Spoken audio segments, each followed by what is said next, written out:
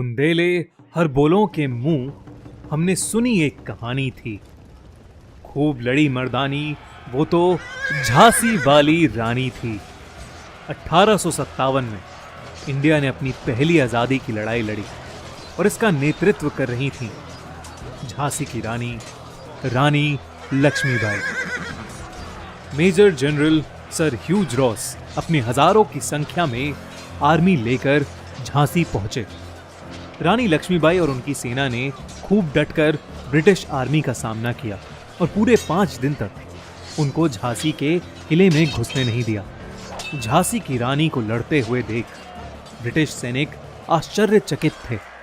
उन्होंने इससे पहले कभी भी किसी लड़की को ऐसे लड़ते हुए नहीं देखा था। रानी लक्ष्मीबाई ने अपने घोड़े की रस्सी अपने दांतों के बीच दबाई हुई थी और अपने दोनों हाथों से तलवार चला रही थी और एक साथ दोनों तरफ वार कर रही थी।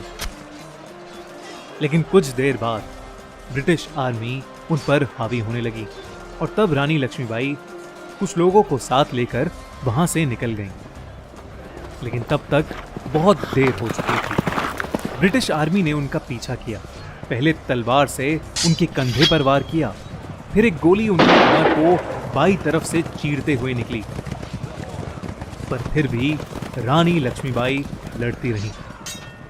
एक वक्त ऐसा आया कि एक ब्रिटिश सोल्जर ने अपनी तलवार से उनके माथे पर एक बहुत गहरी चोट मारी, जिसकी वजह से वो अपने घोड़े से नीचे गिर गईं। लेकिन फिर भी उन्होंने डटकर उस सोल्जर का सामना किया और उसके कंधे को बुरी तरह घायल कर दिया। उनका काफी खून बह चुका था और उनका बच पाना नामुमकिन था। कुछ देर बाद उन्होंने अपने प्राण त्याग दिए। वो अपने लोगों के लिए, अपनी झांसी के लिए और अपने देश के लिए आखिरी सांस तक लड़ी। पर कौन थी वो? रानी लक्ष्मीबाई 19 नवंबर 1827 में बनारस में पैदा हुई थी। उनकी मां भागीरथी और पिता मोरोपंत तांबे ने उनका नाम मणिकर्णिका रखा था।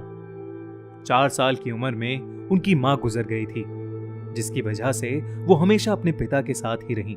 उनके साथ उन्होंने बचपन से ही घुड़सवारी, तलवारबाजी और निशाना साधना सीखा और 19वीं सदी की किसी भी आम लड़की से बहुत अलग बचपन जिया।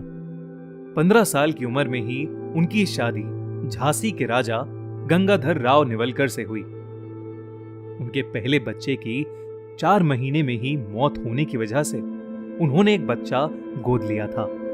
कुछ समय बाद ही उनके पति गंगाधर अक्सर बीमार रहते थे और कुछ समय बाद ही वो गुजर गए। झांसी का कोई जायज वारिस नहीं था और अंग्रेजों के एक रूल, डॉक्ट्रीन ऑफ लैप्स के चलते अब झांसी पर अंग्रेजों का हक था।